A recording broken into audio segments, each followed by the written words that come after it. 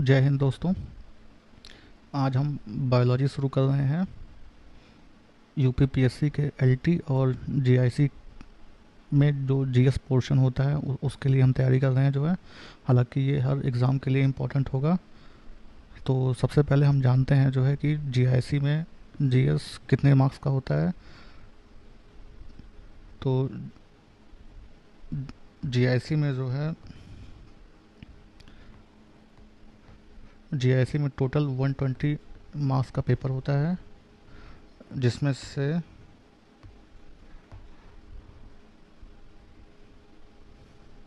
जिसमें से 80 मार्क्स आपका सब्जेक्ट होता है और प्लस 40 मार्क्स का जीएस होता है।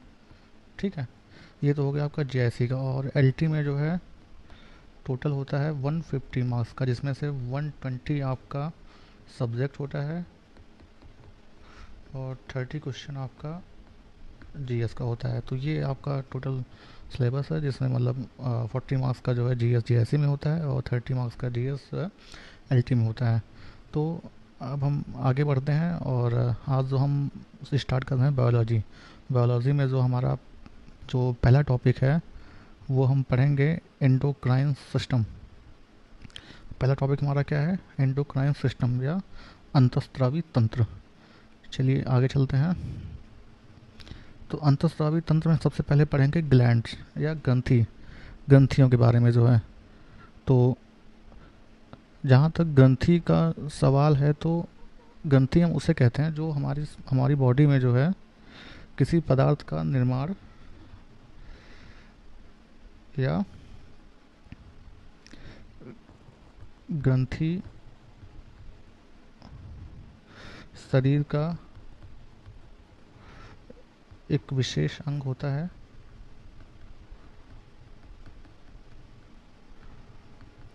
एक विशेष अंग जो किसी पदार्थ का निर्माण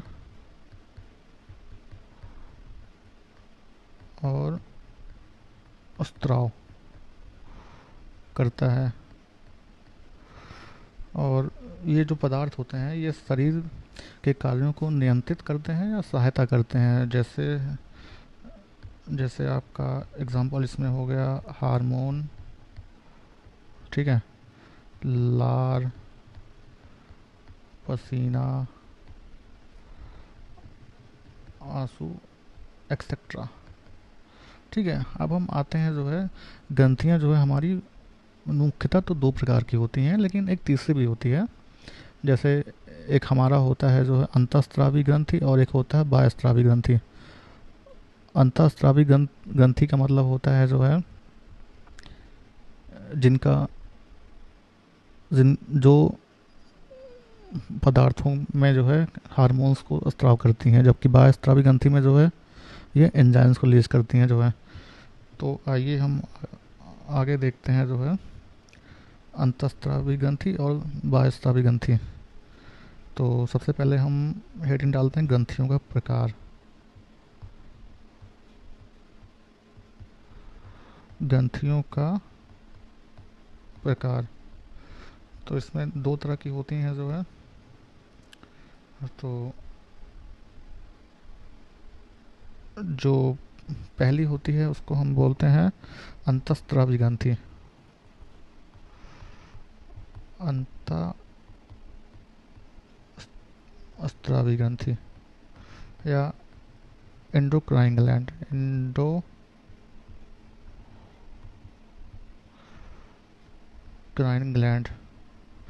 और जो दूसरी होती है उसको बोलते हैं बाह्यस्रावी ग्रंथि। बाह्यस्रावी ग्रंथि, एक्सोक्राइन ग्लैंड। Exocrine gland. देखिए मात्रा वात्रा अगर गलत हो जाए तो उससे बहुत ध्यान मत दीजिएगा।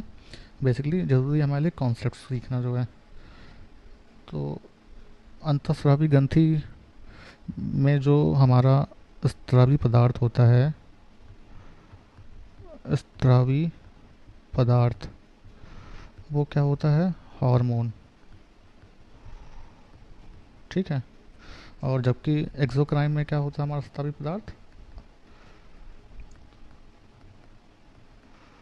एंजाइम, एंजाइम, ठीक है।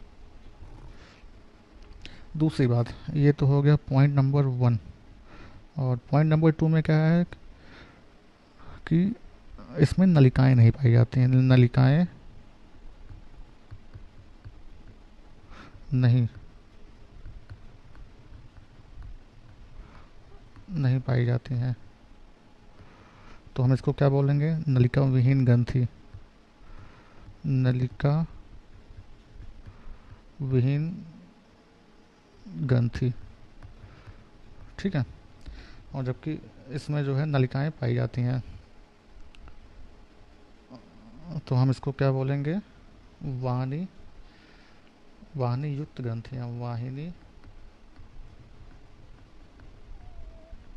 वाहिनी युक्त ग्रंथियां, या बोलते हैं डक्ट ग्लैंड, डक्ट ग्लैंड, ठीक है। ये हो गया हमारा।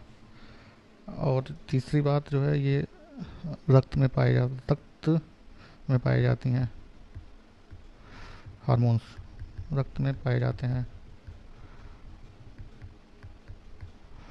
जबकि ये रक्त के अंदर नहीं होते। ये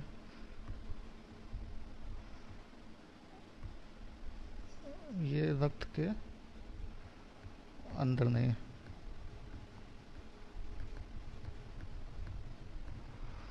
और चौथा और इम्पोर्टेंट पॉइंट क्या है कि ये सारे शरीर में फैलते हैं, हार्मोन्स सारे शरीर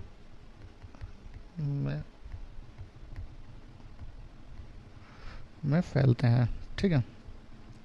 और जबकि ये किसी अंग विशेष में रहते हैं, अंग विशेष। और पांचवा पॉइंट इसका एग्जाम्पल, तो एग्जाम्पल जैसे पीयूष ग्रंथि हो गया, ठीक है, या पीनियल ग्रंथि हो गया। तो ये सारे आपके एग्जाम्पल हो गए अंतःस्रावी ग्रंथियों के। और एक्सोक्राइन में जो हमारा एग्जाम्पल होगा वो जैसे आपका लार ग्रंथि, ठीक है, या पसीना ग्रंथि, ठीक है। तो हम सबसे पहले हम पढ़ेंगे जो है अंतःस्रावी ग्रंथियों के बारे में पढ़ेंगे जो है, ठीक है। उसके बाद फिर हम पढ़ेंगे बाह्यस्रावी ग्रंथि। तो हम चलिए शुरू करते हैं अंतःस्रावी ग्रंथियों के बारे में, जानते हैं कि ये हमारे शरीर में कौन कौन सी होती हैं जो है। उसके पहले हम एक परिभाषा लिख लेते हैं जो है अंतःस्रावी तंत्र की जो है। तो परिभाषा क्या होगी, मानव मानव शरीर की सभी अंतःस्रावी को मिलाकर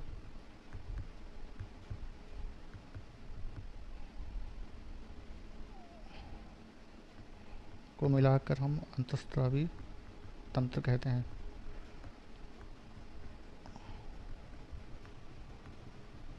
ठीक है। अब हम इसके बारे में पढ़ते हैं आगे जो है। तो ये हमारा फिगर है, एक मानव शरीर है जिसमें हमारी जो सबसे पहले जो ग्रंथि होती है, जैसे मस्तिष्क, मस्तिष्क में हमारी जो है 3 ग्रंथियाँ पाई जाती हैं, ठीक है। जिसमें इस वाले पोर्शन में हमारी 3 ग्रंथियाँ होती हैं। एक होती है पीनियल ग्रंथि,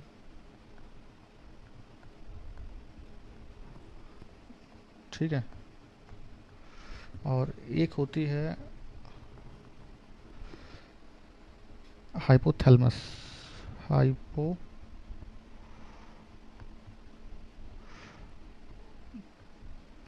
हाइपो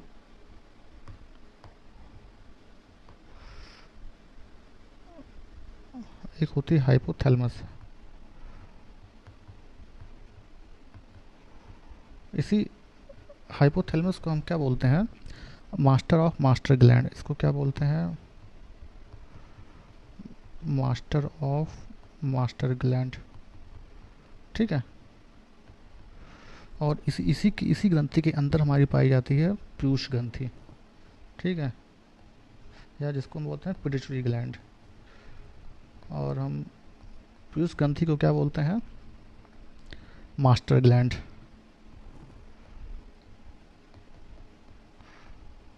ठीक है। और इसके बाद फिर हमारा, और हम नीचे चलते हैं तो हमारे गले में जो है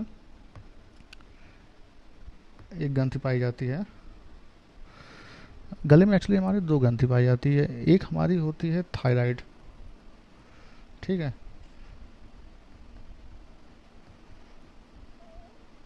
थायराइड ग्लैंड। और इसी के किनारे किनारों पे होती है जो है, जो होती है, इसको हम बोलते हैं पैराथायराइड। जो चार होती हैं, चार पैरा थायराइड ग्रंथि। ठीक है। उसके बाद हम और नीचे चलते हैं तो हमारी बॉडी में जो है तो एक पाई जाती है थाइमस ग्लैंड, जो कि लंग्स के बीच में होती है। इसको हम क्या बोलते हैं? थाइमस ग्रंथि। ठीक है, ये हो गया जो है। उसके बाद फिर हम और नीचे चलते हैं जो है तो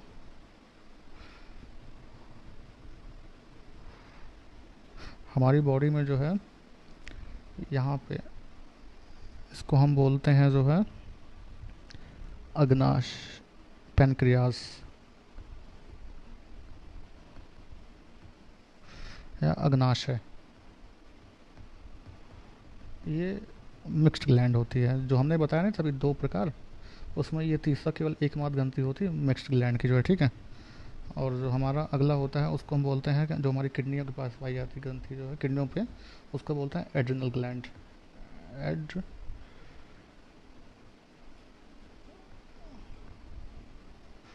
एड्रिनल ग्लैंड। ठीक है।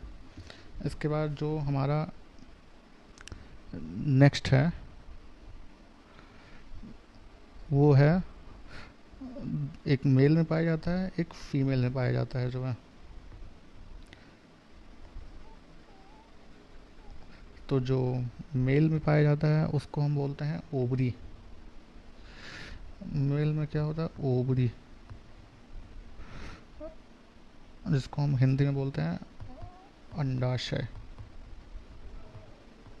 और जो ये होता है फीमेल का पार्ट जो है। ठीक है। और जो मेल में पाया जाता है उसको हम बोलते हैं वृषण, उसको बोलते हैं टेस्टिस। तो ये हमारी टोटल, हालांकि इन दोनों को हम बोलते हैं लिंग ग्रंथि। लिंग ग्रंथि। ठीक है। ये हो गया हमारा टोटल, मतलब पीयूष, थायराइड, थाइमस, पैराथायराइड और पैनक्रियास, एड्रिनल, विशर्ड, ये हमारे सारे हो गए जो है इंटरनल एंडोक्राइन ग्लैंड जो है। और एक और होती है जो है, बस ये सारे हो गए। अब हम आगे चलते हैं, थोड़े से फैक्ट के बारे में पढ़ते हैं जो है। तो जो हमारा फैक्ट है वो, सबसे पहला जो फैक्ट है वो ये है कि सबसे बड़ी ग्रंथि, सबसे बड़ी ग्रंथि, तो इसमें आएगा यकृत, लीवर। ये कुछ फैक्ट हैं जो एग्जाम से रिलेटेड हैं, जो कि बाय सबसे बड़ी होती है। ठीक है। और अगर पूछा जाए सबसे बड़ी अंतःस्रावी ग्रंथि, सबसे बड़ी अंतःस्रावी ग्रंथि, तो इसमें आपकी आएगी थायराइड ग्लैंड। थायराइड ग्रंथि। ठीक है। उसके बाद फिर आता है सबसे छोटी ग्रंथि, सबसे छोटी ग्रंथि। तो इसमें देखिए, इसमें तो एक होती है पीनियल अगर पीनियल ऑप्शन में नहीं है तो आपकी पीयूष ग्रंथि होगी जो है। ठीक है, ये हो गया। और एक हमारी जो मिश्रित ग्रंथि होती है, अभी जैसे मैंने बताया कि 3 तरह की ग्रंथियाँ होती हैं, एंडोक्राइन, एक्सोक्राइन और मिक्स ग्लैंड। तो हमारी एकमात्र जो मिश्रित ग्रंथि होती है उसको हम बोलते हैं अग्नाशय। क्या बोलते हैं? अग्नाशय। और मास्टर ग्लैंड तो आपको पता ही है, जो पीयूष ग्रंथि, पीयूष ग्रंथि। ठीक है, और master of master gland, master of master gland, ये होती हाइपोथैलेमस, हाइपोथैलेमस। तो ये आज हमारा ग्रंथियों के बारे में इंट्रोडक्शन था जो है। हम कल से जो है पूरा डिटेल से पढ़ेंगे इसको, जो है ग्रंथियों में कौन कौन सी ग्रंथियाँ होती हैं, इनके कार्य क्या होते हैं, कैसे का इनके कौन सा रोग होता है। ठीक है, ये सारी चीज़ें हम पढ़ेंगे कल से नेक्स्ट लेक्चर में।